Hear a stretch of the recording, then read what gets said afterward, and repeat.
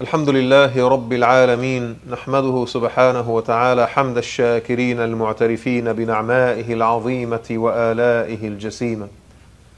اللهم لك الحمد أنت أحق أن تحمد، ولك الشكر أنت أحق أن تشكر، لك العتبى حتى ترضى، ولا حول ولا قوة لنا إلا بك.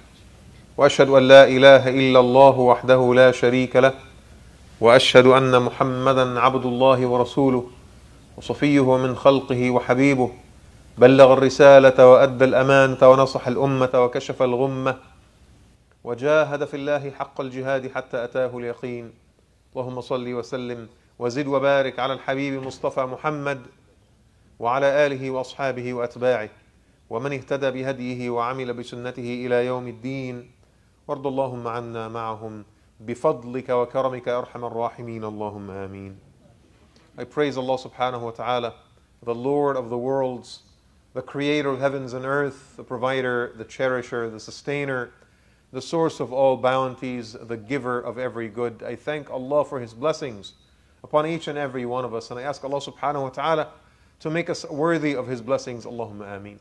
I bear witness that there's no deity worthy of worship save Allah, and I bear witness that Muhammad is Allah's final prophet and messenger, the bearer of glad tidings, the role model, the inspiration, Allah's favor upon humanity. I thank Allah for the blessing that is Muhammad, and I ask Allah subhanahu wa ta'ala to make us among the true followers of Muhammad and to keep us strong in the footsteps of Muhammad sallallahu alayhi wa sallam for as long as we live. Allahumma ameen. And I ask Allah to extend His blessings to the Prophet's family, his descendants, his companions, and their followers, and the men and women that walk in their footsteps. And I ask Allah to make us among them. Ameen. My dear brothers and sisters, I greet you the greeting of Islam. Assalamu alaikum wa rahmatullahi wa barakatuh. A beautiful incident happened a couple of weeks before Ramadan that I wanted to share with you today, inshallah ta'ala. It acts as an inspiration for today's khutbah. One of our dear brothers that I've known for so many years, and he was after Jumaa, and I saw the brother standing, by the shoe racks way past Salatul Jumaa. He usually prays his sunnah and then leaves to go back to work. So I went up to him and asked, this is unusual of you, why are you still around? And he said, I can't find my shoes. So I said, oh my God, someone stole your shoes. He says, astaghfirullah, I'm not saying that. I'm not saying anyone would steal my shoes. Someone probably took my shoes by mistake. So I said, okay, what are you going to do? He said, I have no idea. I'm just thinking maybe he'll come back, when he realizes that he's walking in the wrong shoes. So I stuck with the brother and we talked, and he had two of his friends with him. And after the masjid is almost nearly empty, there is one or two pairs of shoes left on the racks. So we asked the brothers that are still remaining in the masjid, any of you guys, those shoes belong to you? They said no. And so the brother recognized a particular pair that looked almost exactly like his pair, but it was slightly newer. It was nicer. It was the same color, same model, everything, but it was newer. So his friends are telling him, and I'm observing at this point, his friends are telling him, why don't you just take the other pair? The other pair probably belongs to the guy that took your pair. And I'm just watching him to see how he's going to react to that request. And to my pleasant surprise, the brother's response was, absolutely not. He adamantly refused to take the pair. So they told him, well, you have to go back to work. What are you going to do? He said, that's not an excuse. I don't want my Muslim brother, when he comes back to the masjid looking for his shoes, I don't want him to feel any sense of agony. So I'm just going to leave the shoes here. If he came back to the masjid, and he's just going to swap them, and you guys would let me know. And subhanallah, to my surprise, I saw the brother literally leave the masjid barefoot. There he was in his suit, walking across the parking lot, across the grass, across the street, all the way to his car, barefoot. And I'm thinking to myself, what's this guy going to do when he gets back to work? When his secretary and his co-workers see him walk, walking the carpet barefoot, thinking that it's some kind of a weird religious ritual, and they don't judge him for it. They're being so accepting of it. Like all these ideas ran through my head, and I'm thinking to myself, subhanAllah, I may stand here on the pulpit, give 10 khutbahs about akhlaq, about compassion, about love and respect, about adab, right? And then you see that embodied in the actions of just one man. It's the most beautiful thing to see that spirit still between us. You know, out of his care and respect for the other brother who must have taken the shoes by mistake, he refuses to take someone else's spare.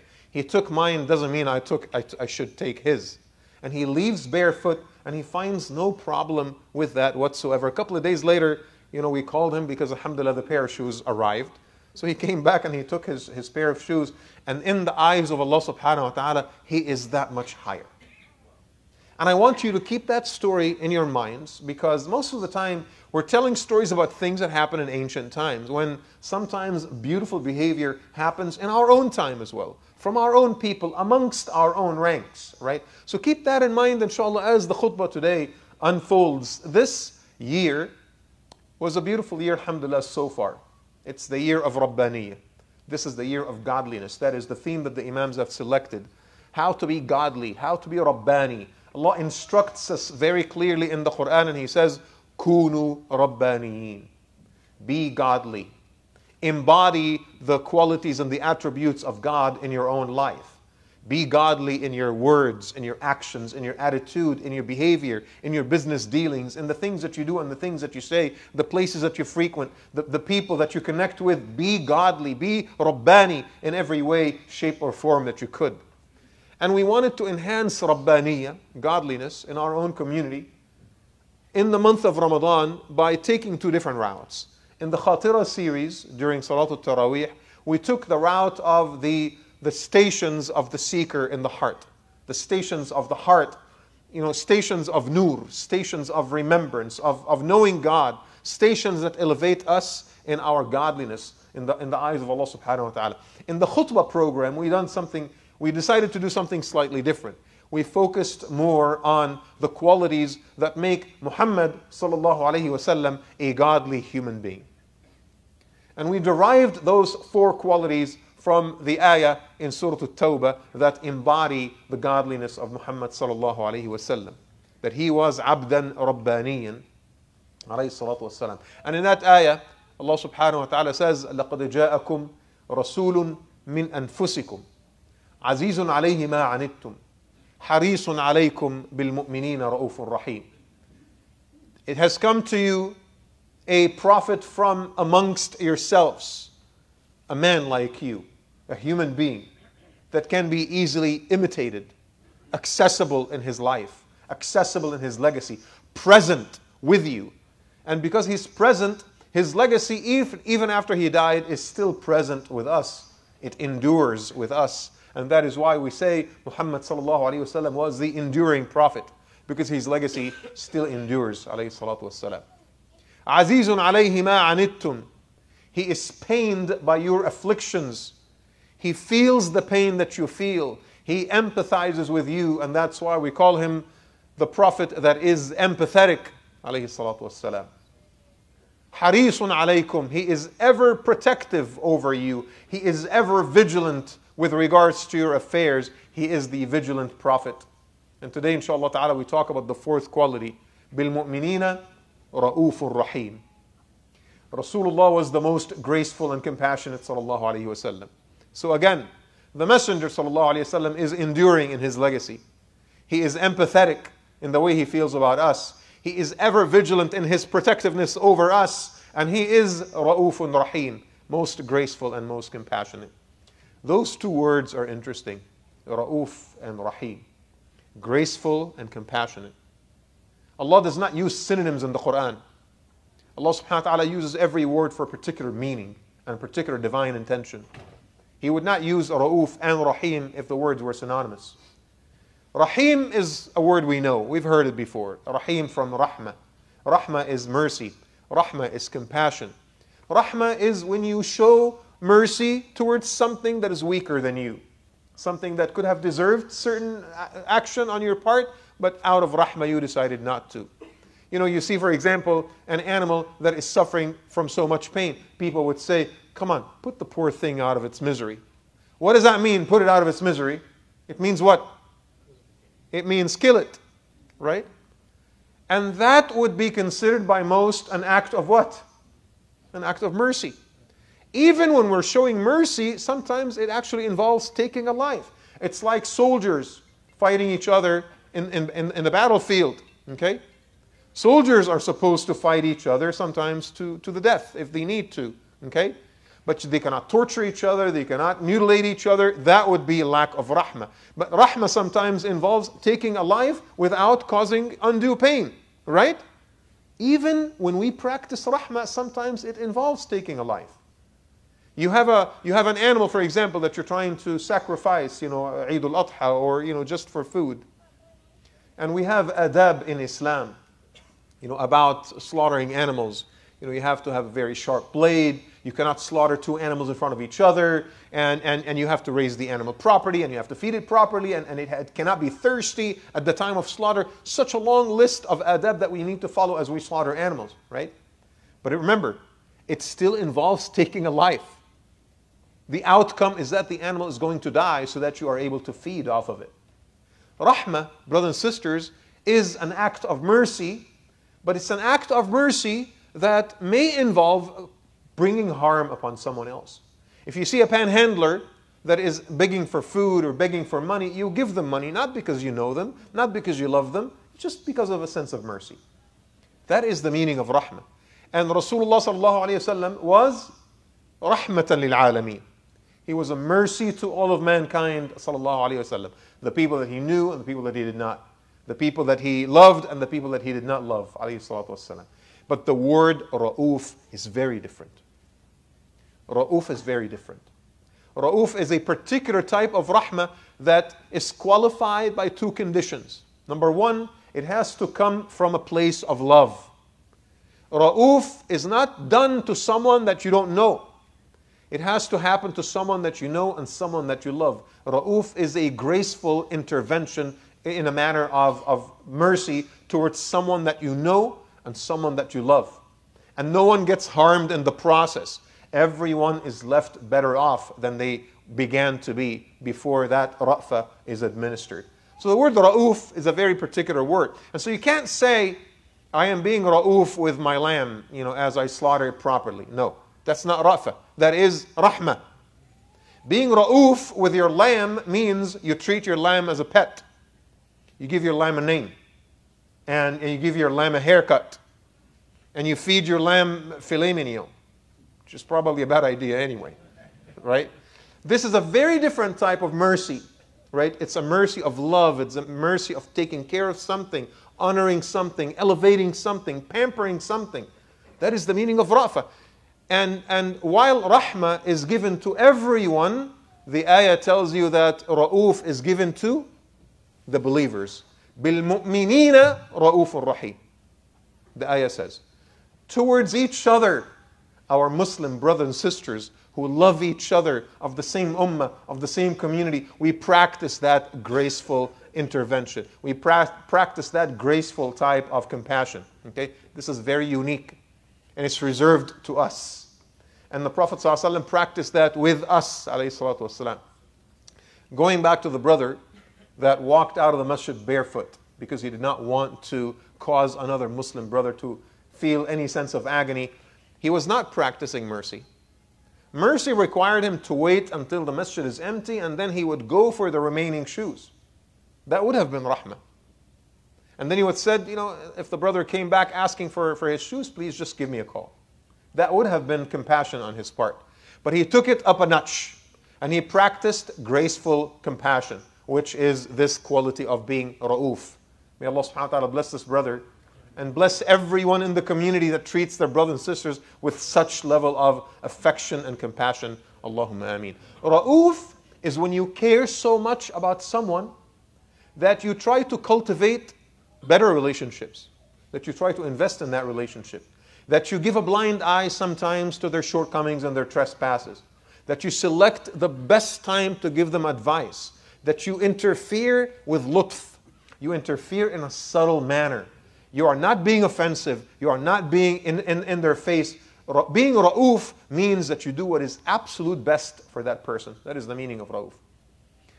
They tell a story that is narrated by Anas ibn Malik radiallahu anhu. And here's the thing. You want to know about a man Ask those who are intimately connected with that man. Don't ask strangers. If you want to know about me, ask my family. Don't ask people in the community. They would not know who I am for real. Anas radiallahu anhu says, خدمت النبي صلى الله عليه وسلم 10 سنين. I served the Messenger صلى الله عليه وسلم for 10 years. Oh, I need to listen to what this man has to say. He lived with him in the same house. He saw his private corners, alayhi salatu wasalam. He saw how he is away from the watchful eyes of the general public. He saw how he is with his family. He saw how he is, sallallahu alayhi wasallam, away from the limelight. He saw the true human being. We need to listen carefully and attentively to what Anas says, radiallahu anhu. خدمت النبي صلى الله عليه وسلم 10 سنين فما قال لي أف قط. He did not say to me uff once. How's that even possible? I mean, if you own a business and you have subordinates, no matter how nice you are the nicest boss ever. For 10 years, you have subordinates, they will make mistakes, they will fall behind, they will slack, something is going to happen that will frustrate you at least once. The Messenger ﷺ never said uff, which is uff. Never showed a sign of frustration once towards Anas radiallahu anhu. وَمَا قَالَ لِي إِذَا صَنَعْتُ شَيْئًا لِمَا صَنَعْتُ وَإِذَا تَرَكْتُ شَيْئًا لِمَا تَرَكْتُ. And he never asked me, if I did something, why did you do this? And if I didn't do something, why didn't you do that? Not once. Alayhi salatu wassalam. Wait a second. How could a man like this lead a small company, let alone a community or an entire civilization? When Rasulullah is being ra'uf with Anas ibn Malik radiallahu anhu, does that mean Rasulullah is not correcting him? Is not mentoring him? No. He's doing it, but he's doing it differently.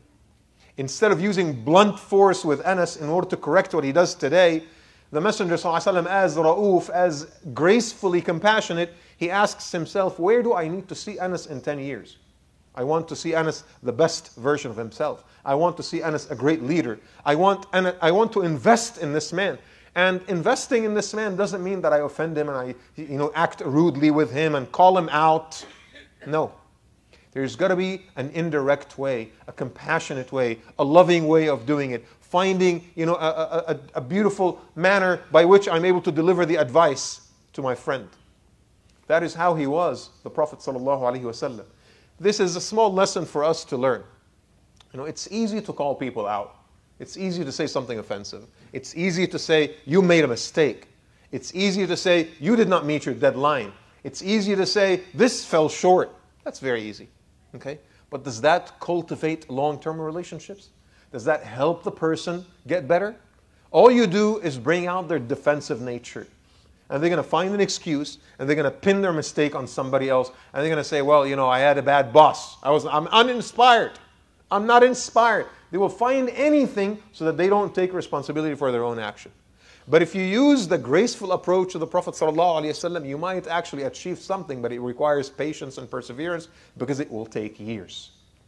But that is the nature of Muhammad ﷺ. That's why he was a Rabbani. That's why he changed people around him to the better. That's why the generation of the Sahaba are the best men and women that ever walked this earth. Why? Because the graceful intervention of the Prophet ﷺ changed them for real. He was still a mentor, he was still a teacher, he just did it differently, alayhi salatu wassalam. They also tell the story, and this will demonstrate the graceful compassion of the Prophet ﷺ even more effectively. It's the story of Hatib. Hatib ibn Abi Balta'a radiallahu anhu. A man that is from Mecca, but he's not from Quraysh. His family had migrated to Mecca at some point before Islam, and he grew up there. He raised his family there. He's an ally of Quraysh, but he is not from Quraysh. But he was a good Muslim, and he performed hijrah with the Prophet ﷺ, and he fought with him in the major battles. So much so, Rasulullah trusted him that he made him his emissary to Egypt after Hudaybiyah. He went and he met with Al-Muqawqis, the king of Egypt and the magistrate to the Byzantines. Remember, after Hudaybiyah, there was 1 or 2 years of peace, and the Prophet ﷺ sent his ambassadors to the heads of states in order to educate them about Islam. Hatib ibn Abi Balta'a was one of them, radiallahu anhu arda. And then it was year 9 after Hijrah. and it was the conquest of Mecca was impending. The Prophet ﷺ is secretively putting the troops together in order to march on Mecca in a surprise attack, descend on the city from every direction. They would have no choice but surrender, save the bloodshed. That was the plan. Save the bloodshed. And in order to prevent the bloodshed from happening, it needs to be a surprise attack. It needs to be done as a clandestine mission. But Hatib was very concerned. He asked himself, what would happen if we lost the battle this time? Did the Muslims lose the battles before? They did. They lost the battle of Uhud. And he thought to himself, what if we lose this battle? What's going to happen to my family in Mecca? My family is not from Quraysh. Quraysh is going to exact their revenge upon my family. And what is the solution that Hatib ibn Abi Balta'a came up with? Bad idea. It was a bad idea. In his head he thought, if I sent a letter to warn my family of the Prophet's plans, then at least my family would be ready. In the event that the Muslims lost the battle, they would flee the city of Mecca and save themselves. But sending a letter to his family is just another way of saying sending a letter to Quraysh, because the news would break no matter what. And that would have taken away the element of surprise, and it would have caused great carnage. In other words, what Hatib committed at that point was treason. He committed treason. And brothers and sisters, let me ask you, what is the fair punishment for treason in every time, in every country, in every era? It's execution. The absolute most fair. Even in the great democracies today, the punishment for treason is execution. Subhanallah. Now Jibreel alayhi salam came to the Prophet sallallahu alayhi wasallam, and he told him, Ya Muhammad, there is an act of treason that is unfolding. And the letter is being sent with a woman that is riding a camel, and she's crossing a garden that is called the Garden of Khakh. Capture that woman and get the letter from her. The Prophet ﷺ musters 3 of his companions, Al-Miqdad ibn Amr, Zubair ibn Awam, and Ali ibn Abi Talib radiyallahu anhum ajma'in. And he says, اذهبوا إلى روضة خاخ فبها ضعينة معها رسالة إيتوني بها.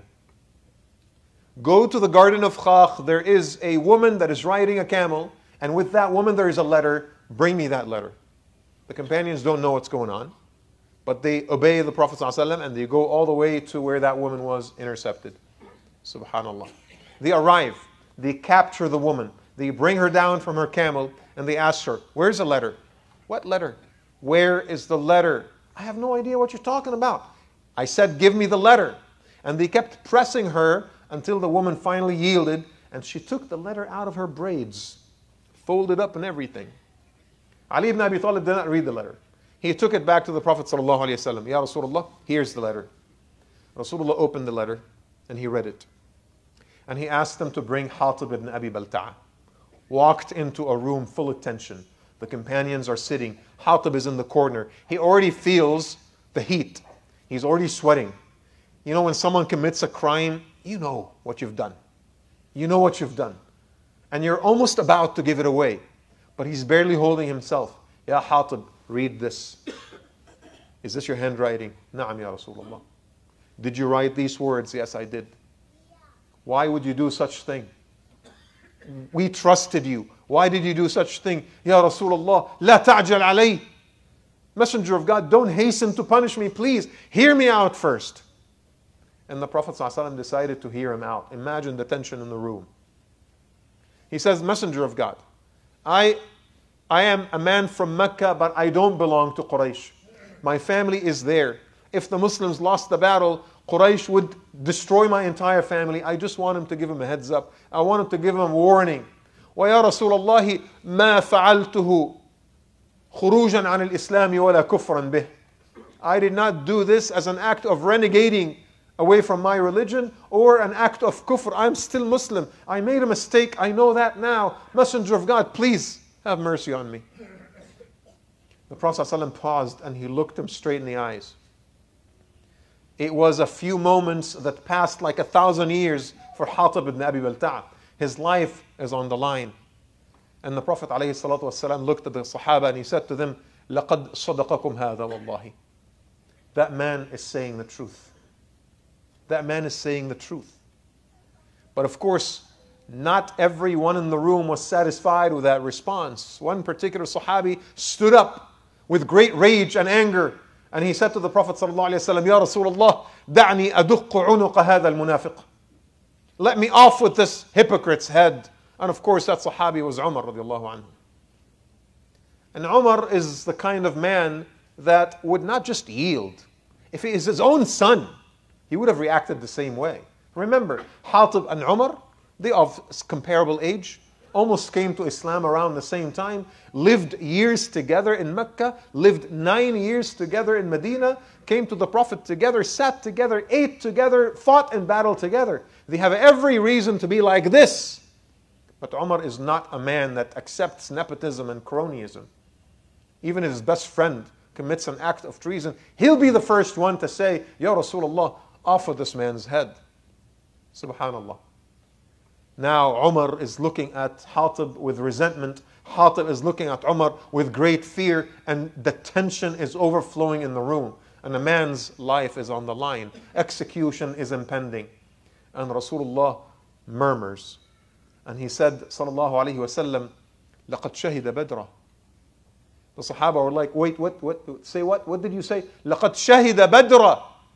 He witnessed Badr. He witnessed the battle of Badr. And Umar is probably thinking, what does that have to do with anything? And the Prophet ﷺ says, وَمَا يُدْرِيكَ لَعَلَّ اللَّهَ اطَّلَعَ عَلَىٰ أَهْلِ بَدْرٍ فَقَالَ افْعَلُوا مَا شِئْتُمْ إِنِّي قَدْ غَفَرْتُ لَكُمْ. How do you know that Allah did not look at all the people that participated in Badr and He said to them, do whatever you want, I've already forgiven you. Subhanallah. That was the Prophet's response. And Umar, he remained silent. And all the tension in the room was completely diffused, and a man's life was saved, because the Prophet ﷺ puts his graceful nature always before anything.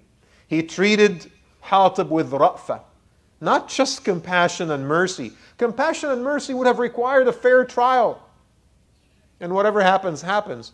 But the Prophet ﷺ wanted to protect the future of this man, who is a great companion but made a mistake. He just made one mistake. That should not define his entire legacy. Imagine, had they executed Hatib, we would have known Hatib today as a munafiq. And he was not a munafiq. I ask Allah subhanahu wa ta'ala for each and every one of us to practice this graceful compassion in our own lives, with our families and our friends and our community members. Allahumma ameen. Brothers and sisters, raise your hands and speak to Allah Azza wa Jal from the heart. Ud'u Allah wa antum muqinuna bil ijaba.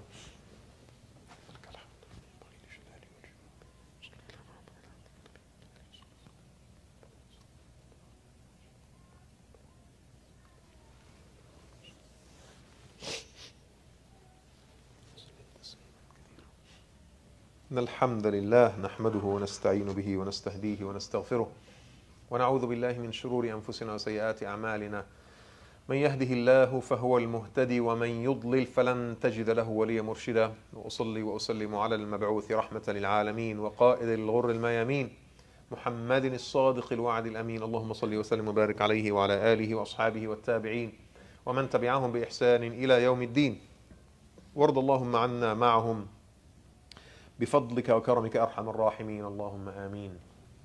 My dear brothers and sisters, in the year of Rabbaniya, the year of godliness, we remember in this beautiful month of Ramadan 4 of the prophetic qualities as detailed in Surah Tawbah. Allah subhanahu wa ta'ala tells us 4 of the qualities of the Messenger sallallahu alayhi wasallam that make him abdan rabbaniyan, that make him a godly worshipper of Allah subhanahu wa ta'ala. Allah says, لَقَدْ جَاءَكُمْ رَسُولٌ مِّنْ أَنفُسِكُمْ عَزِيزٌ عَلَيْهِ مَا عَنِتُّمْ حَرِيصٌ عَلَيْكُمْ بِالْمُؤْمِنِينَ رَؤُوفٌ رَحِيمٌ. A prophet that is ever enduring in his legacy, a prophet that is empathetic, a prophet that is vigilant in his protectiveness over his ummah, and a prophet that is gracefully compassionate, lovingly compassionate, Ra'ufun Rahim, sallallahu alayhi wasallam. And today we talk about the Prophet's Ra'fa, alayhi salatu wasalam. His nature as a human being that is Ra'uf, someone that is gracefully compassionate, alayhi salatu wasalam, that puts the interests of his followers and the people that he loves more than anything and beyond anything. And all of them lead to each other and connect with each other, brothers and sisters. You have to be present. You have to be present in order to show empathy.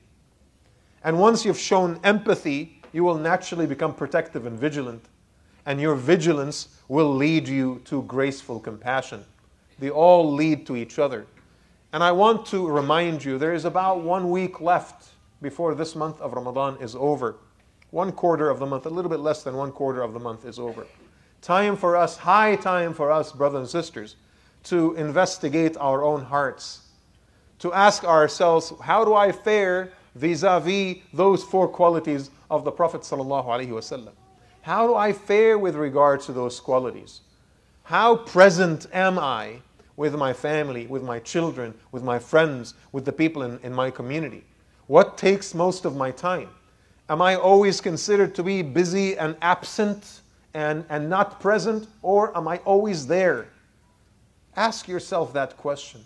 And then ask yourself, do I show empathy to my family and my brothers and sisters and even complete stranger, or am I just harsh and judgmental? And then ask yourself, am I vigilant in my protectiveness over my own values and principles and family and community and the future of Islam and the Ummah of Muhammad sallallahu alaihi wasallam, or am I just a member of the community by name? And then ask yourself, when times get difficult, do I act as Ra'uf? Do I act with graceful compassion? Or do I just judge and call people out and hurt and offend and achieve nothing in the end? Am I genuinely interested in the brothers and the sisters and the people around me? And Ramadan is a good opportunity. Show compassion. Show compassion. As you come to the masjid, show compassion. By putting your shoes on the shelves, you're showing compassion to the people that come here and clean this place, or the tripping hazard where a brother or a sister, they might actually fall. All it takes is just an extra second and the place looks beautiful and civilized, as opposed to just shoes sitting around. Not a good image for us as a community. That is a form of compassion. When the traffic team tells you, leave your car here or don't park over there, show compassion to these volunteers that are going out of your way to serve you. People that serve food for the iftars, show compassion to them and treat them with ra'fa. Right? Show compassion towards the leadership of your masjid and your imams and the workers and the volunteers and people that serve you every single day. Live that feeling of graceful compassion, that ra'fa of the Prophet ﷺ. Perhaps you will be blessed by Allah to become Rabbani. And I ask Allah subhanahu wa ta'ala to bless for us the remaining days of this month of Ramadan, to bless the remaining nights of this month of Ramadan. I ask Allah to accept our sincere prayers. I ask Allah subhanahu wa ta'ala to answer our du'as, to accept our fasting, to accept our ruku' and sujood, to accept our sadaqah and zakah. Every ounce of sacrifice we've given this month of Ramadan, I ask Allah subhanahu wa ta'ala for it to contribute to our scales. I ask Allah subhanahu wa ta'ala in this month of Ramadan to make us among those who are accepted and those who are saved. I ask Allah subhanahu wa ta'ala in this month of Ramadan to honor our parents, to bless our brothers and sisters and spouses, and to protect and preserve our children and the children of our children and our families and bloodlines for so many generations to come. I ask Allah subhanahu wa ta'ala in this month of Ramadan to make it a month of unity, a month in which we come closer to each other, a month in which the wedges are removed between us, a month in which our hearts forgive each other, a month in which we are able to overcome our egos, a month in which we are able to overcome the evil of our souls, a month in which we are able to discipline our own nafs. I ask Allah subhanahu wa ta'ala to make it a month of compassion, a month of love, a month of acceptance, to make the remaining hours of this month an opportunity for us to be forgiven and elevated and saved. I ask Allah subhanahu wa ta'ala to be with every single member of our community, with every step that they take, with every business venture that they embark upon, with every opportunity that they have. I ask Allah subhanahu wa ta'ala to make our income halal. I ask Allah to make our income halal, to make our lives halal. I ask Allah subhanahu wa ta'ala to make our words halal, our actions halal, our glances halal. I ask Allah subhanahu wa ta'ala to make everything that we hear or listen to be halal. I ask Allah subhanahu wa ta'ala to put barakah in our health, to put barakah in our hearts, to put barakah in our minds, to put barakah in our relationships, to put barakah in our wealth. And I ask Allah subhanahu wa ta'ala on the last Friday of this beautiful month of Ramadan, I ask Allah subhanahu wa ta'ala to elevate us and to make us worthy of His love and His Jannah. Allahumma ameen. Brothers and sisters, some announcements before we stand up for prayer. Please